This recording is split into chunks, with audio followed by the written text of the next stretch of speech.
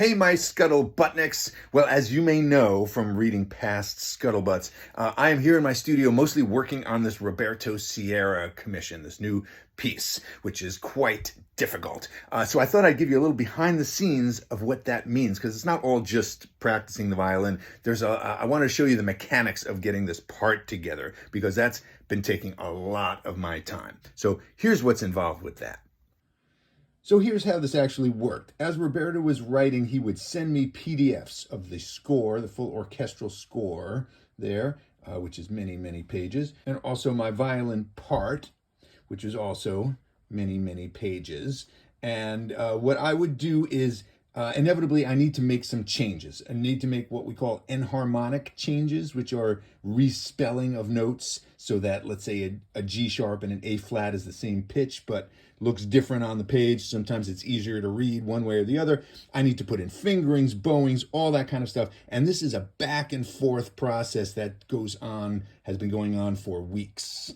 So what happens is, I need to make these changes in a music software, not in a PDF, right? Because the PDF I could print it out and write on a pencil or something, but I want to take it and put it over on my iPad so that I can read it. So I'm going to try to get this part tweaked as best I can. So I asked him to send me the original files of this that he used to make the PDFs of. So Roberto writes in a program called Dorico, which I do not have.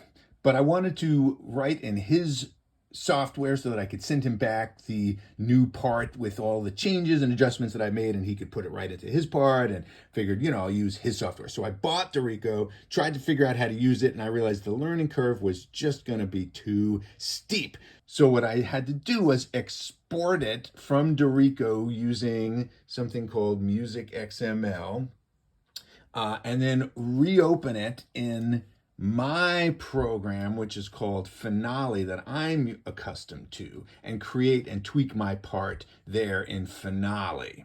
And then I can put in my bowings, my fingerings, all kinds of stuff like that. And then what I do is I save it as a PDF.